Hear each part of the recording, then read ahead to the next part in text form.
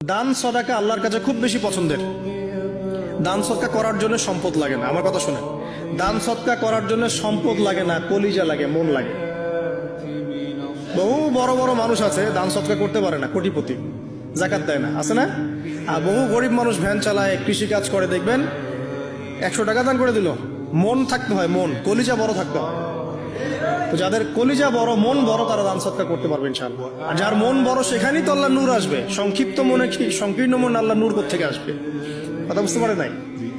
তো দান সদকা বাড়ান। আপনি 1 টাকা দান করেন, 5 টাকা দান করেন, হালাল রিজিক থেকে 1 টাকা দান করেন, সেটা আল্লাহর কাছে অনেক বেশি পছন্দের।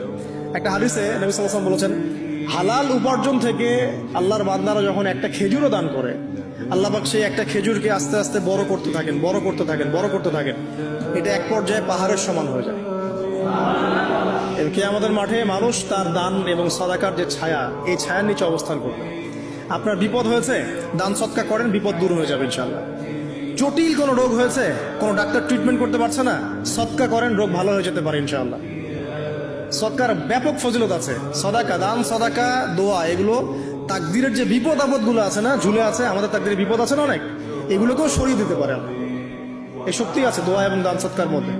আল্লাহ পাক আমাদেরকে বেশি বেশি সাদাকা করার তৌফিক দান করুন, আমিন।